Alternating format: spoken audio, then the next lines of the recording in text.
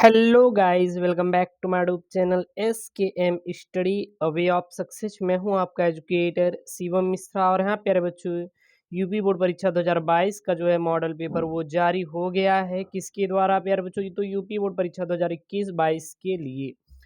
तो ये वीडियो प्यारे बच्चों सबसे महत्वपूर्ण है और आपको बहुत ही हेल्प करेगा आपके एग्जाम में अच्छे नंबर स्कोर कराने के लिए। आप कहेंगे सर ये एग्जाम में अच्छे नंबर स्कोर हमारा कैसे करवाएगा? आप थोड़ा तो ये तो बता दीजिए कि कैसे ये करवाएगा। तो ये प्यारे बच्चों आपको इसको ये करवाएगा कि आपको इसमें पैटर्न पता चलेगा कि किस प्रकार इस बार यूपी बोर्ड परीक्षा 2021 और 22 में आने वाले हैं। सबसे पहले यही आपको जानकारी होनी चाहिए। अगर ये आपको पता हो जाएगा ना तो आप अच्छा से पेपर करके आएंगे। कोई भी प्यारे बच्चों त्रुटि एरर आपके पेपर में नहीं रहेगा। ठीक है ना? तो ये सबसे महत्वपूर्ण प्यारे बच्चों वीडियो होने वाला है। और इसका पीडीएफ कहाँ मिलेगा? तो टेलीग्राम पे जाके डाउनलोड कर लीजिए। वहां पे मैं इसका पीडीएफ प्यारे बच्चों सेंड कर दूंगा और वहां से जाके अब इसका पीडीएफ डाउनलोड कर पाएंगे। ठीक है ना?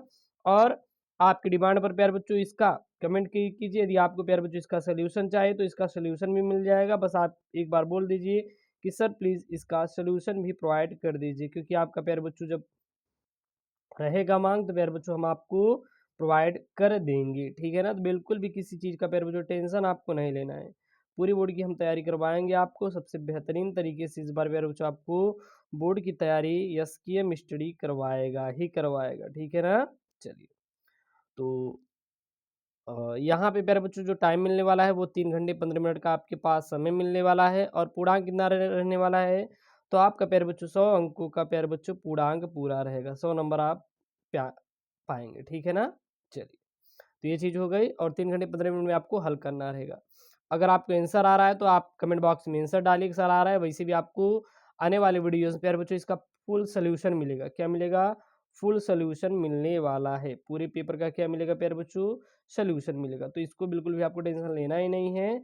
सोल्यूशन को लेके सारी चीज़ें हम प्रोवाइड कर देंगे। बस आप ज़बरदस्त तरीके से बस आप एग्ज़ाम की तैयारी कीजिए, मन लगा के पढ़िए। बस आपसे यही एक रिक्वेस्ट है कि आप लोग मन लगा के पढ़िए। आप लोग मन लगा के नहीं पढ़ते हैं। ठीक है ना? तो मन लगा के पढ़िए। चलिए, तो प्रश्न एक है यहाँ पे, शिक्षा का उद्देश्य निबंध के लेखक कौन है? यानी जो शिक्षा का उद्देश्य है यह क्या एक निबंध है। और इसके लेखक कौन है?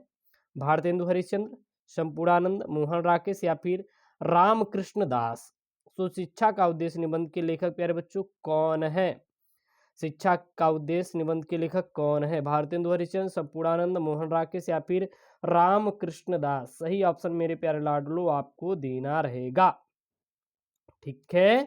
चलिए, अगला यहाँ पे है लल्लू लाल की रचना है। लल्लू लाल की रचना है। कौन सी लल्लू लाल की रचना है?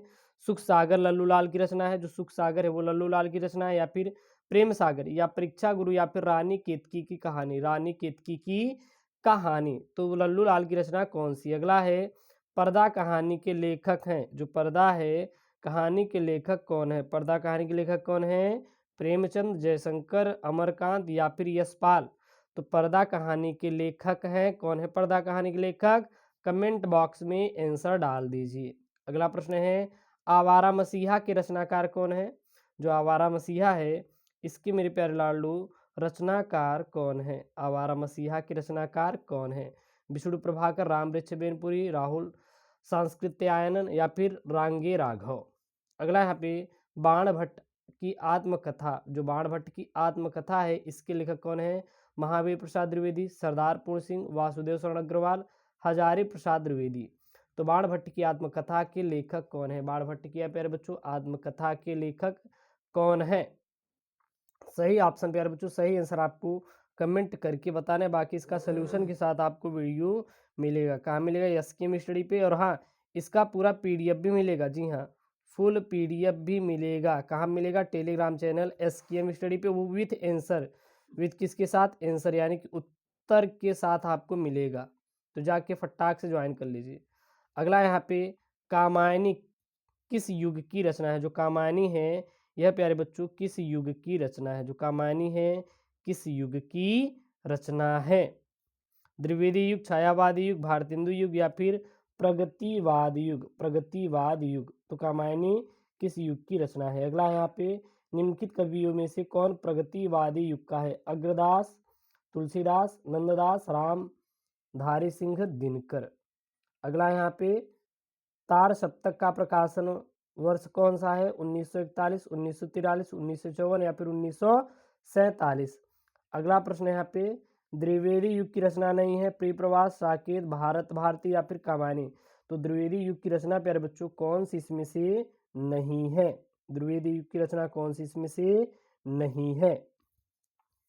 अगला प्रश्न यहाँ पे क्या है? निम्नलिखित में से कौन सी कृत महाकाव्य नहीं है? रामचरितमानस, साकेत, पद्मावत, मामा।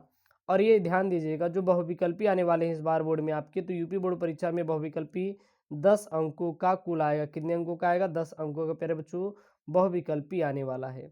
और फिर आपका गद्यांश पद्यांश रहेगा। गद्यांश पद्यांश प्यारे बच्चों टोटल 20 अंक का रहेगा। गद्यांश पद्यांश कौन सा रहेगा? टोटल 20 अंकों का रहने वाला है। एक गद्यांश प्यारे बच्चों 10 अंक का रहेगा। इसमें टोटल 5 प्रश्न होंगे, प्रत्येक प्रश्न के 2-2 अंक आपको निर्धारित रहेंगे। यहाँ पे गद्यांश क्या है? धरती माता की कोख में जो अमूल्य निधियां भरी हैं, जिनके कारण वह वसुंधरा कहलाती है, उससे कौन परिचित न होना चाहेगा? लाखों करोड़ों वर्षों से अनेक प्रकार की धातुओं को पृथ्वी की को पीस पीस कर अगणित प्रकार की मिट्टियों से पृथ्वी की देह को सजाया है। हमारे भावी आर्थिक अभुदय अभ्युदय के लिए इन सबकी जांच पड़ताल आवश्यक है। अब यहाँ से प्यारे बच्चों कितने प्रश्न पूछेगा? 5 प्रश्न पूछेगा, प्रत्येक का 2 अंक देगा। सबसे पहले यही देगा कि उपयुक्त गद्यांश का संदर्भ लिखिए। इसका विथ आंसर करवा दूंगा, तो इसलिए आपको बिल्कुल भी टेंशन नहीं लेना है। अब आपको ये नहीं सोचना है कि सर प्लीज़ आंसर कहाँ से पाए, आंसर कहाँ से पाए, तो आंसर मैं बना दूंगा ना। इतना तो आपको विश्वास होगा यस के मिस्टडी पे कि पूरे यूट्यूब पर प्यारे बच्चों की फ्री में नोट्स देता है टेलीग्राम पे। कोई आपको फ्री में प्यारे बच्चों नहीं मिलेगा, लेकिन यस के मिस्टडी पूरा फ्री में देता है। तो आपको प्यारे बच्चों विश्वास दिलाता हूँ कि इसका कल से ही इसका सल्यूशन मिलना शुरू हो जाएगा, ठीक है ना। और फिर दूसरा इन्होंने पूछा है कि वसुंधरा, धरती वसुंधरा क्यों कहलाती है? रेखांकित अंश की व्याख्या कीजिए। कहाँ से कहाँ तक रेखांकित अंश है? धरती माता की कोख में जो अमूल्य निधियां भरी हैं, जिनके कारण वह वसुंधरा कहलाती है, उनसे परिचित कौन ना होना चाहेगा यहाँ तक। अगला यहाँ पे, पृथ्वी की देह को किसने सजाया और भावी आर्थिक अभ्युदय हेतु हमें क्या करना चाहिए? मान लीजिए एक नहीं आया तो दूसरा वाला प्यारे बच्चों 2 यहाँ पे दिए रहेंगे। आपको ये कर सकते हैं, अशोक के फूल, जो अशोक का फूल है वहां से प्यारे बच्चों प्रश्न है ये। वो क्या है कि अशोक का फूल उसी मस्ती में हंस रहा है, पुराने चित्र से इसे देखने वाला उदास होता है, वह अपने को पंडित समझता है। पंडिताई भी एक बोझ है, जितनी ही भारी होती है उतनी ही तेजी से डुबोती है। जब वह जमीन का अंग बन जाती है तो सहज हो जाती है, तो वह बोझ नहीं रहती। वह उस अवस्था में भी उदास भी नहीं करती। कहाँ अशोक का कुछ भी नहीं बिगड़ा है, कितनी मस्ती में झूम रहा है, कितनी मस्ती में झूम रहा है। और कालिदास इसका रस ले सके थे और अपने ढंग से, मैं भी ले सकता हूँ अपने ढंग से। उदास होना क्या है? बेकार है, ठीक है ना। अब यहाँ से मेरे बच्चों 5 प्रश्न बनेंगे। पहला क्या बनेगा? उपयुक्त गद्यांश का संदर्भ लिखिए। सबसे पहले आपको गद्यांश का संदर्भ लिखने के लिए ये प्यारे बच्चों पूछ लेगा। और दूसरा यहाँ पे इन्होंने पूछ लेगा कि रेखांकित अंश की व्याख्या कीजिए। कि जो रेखांकित अंश मतलब यहाँ पे देखिए, पंडिताई भी एक बोझ है, जितनी ही भरी होती है उतनी ही तेज से डुबोती है। पहली बात तो इन्होंने प्यारे बच्चों पूरा का पूरा मार्क्स नहीं किया, यानी पूरी पूरी देखेंगे यहाँ पे इन्होंने क्या की है, इन्होंने यहाँ पे प्यारे बच्चों रेखांकित नहीं किया है। तो ये चीज़ याद रखना, ये हो सकता है यहाँ से यहाँ तक होगी, यहाँ से यहाँ तक थोड़ी मिस्टेक हुई है, कोई बात नहीं, यहाँ से यहाँ तक होगी। अब सबसे पहला इन्होंने सवाल पूछा है कि उपयुक्त गद्यांश का संदर्भ लिखिए। दूसरा, रेखांकित अंश की व्याख्या कीजिए। तीसरा, लेखक क्यों कहता है कि उदास होना बेकार है। और चौथा है गद्यांश का भाव स्पष्ट कीजिए। पांचवा है गद्यांश की भाषा शैली की विशेषता लिखिए, ठीक है। अगला यहाँ पे चौथा प्रश्न है प्यारे बच्चों। प्रश्न क्या है?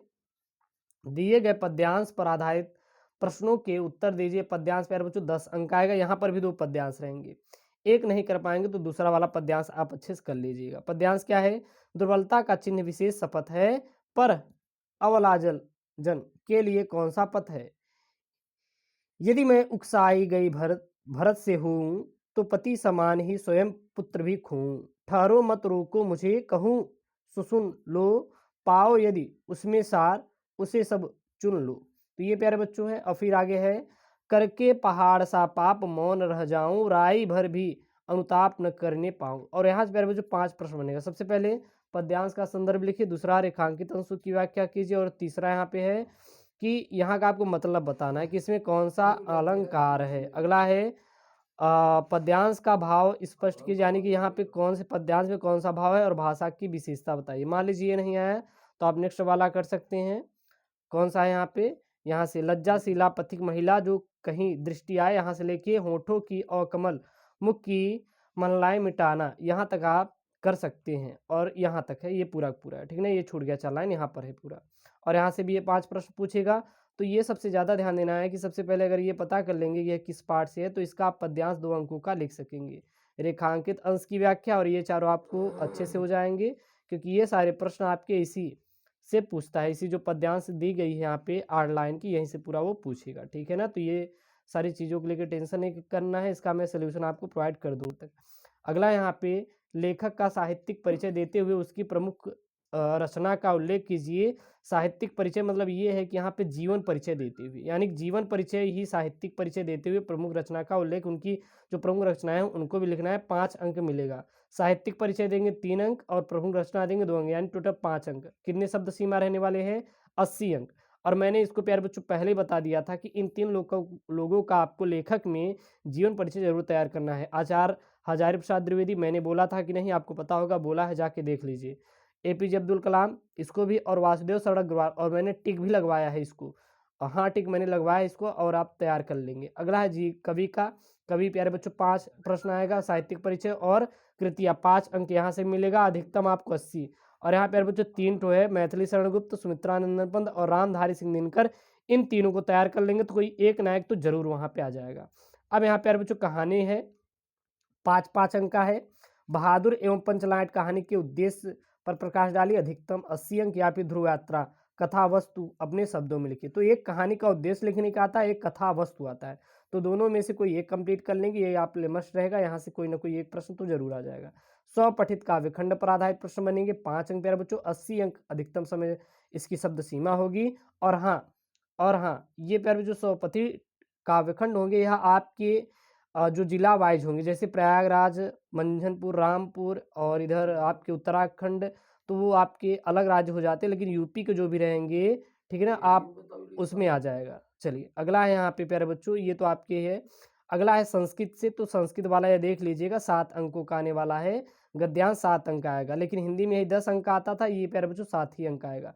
तो ये प्यारे बच्चों टिक लगा सकते हैं, ये वाला आप तैयार कर लीजिए, या फिर स्क्रीनशॉट ले लीजिए, नहीं तो इसका पीडीएफ तो मिल ही जाएगा, या फिर यूपीएमएसपी से डाउनलोड कर सकते हैं। और यहीं से प्यारे बच्चों एक आपका पद्यांश भी आएगा, 7 अंकों का आएगा, ठीक है ना।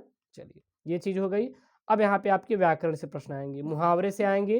किसी एक का प्यारे बच्चों मुहावरे का अर्थ आपको लिखना है, 2 अंक मिलेगा। तलवार की धार पर चलना, टका सा जवाब देना, दाल में काला होना, नमक मिर्च लगाना। अगला यहाँ पे प्रश्न 10 प्यारे बच्चों, संधि विच्छेद बनेगा। तथा पी का संधि विच्छेद क्या होगा, यहाँ पे 4 ऑप्शन दिए हैं, सही ऑप्शन आपको चुन कर लिखना रहेगा, ये लिखना नहीं, इसमें से आपको सही ऑप्शन आपको देना रहेगा। और यहाँ पे एक परमेश्वर का संधि विच्छेद कौन सा होगा, आपको ऑप्शन रहेंगे, ऑप्शन में आपको देना होगा, ठीक है। और फिर यहाँ पे विभक्ति और वचन से प्यारे बच्चों प्रश्न बनेंगे, विभक्ति और वचन से।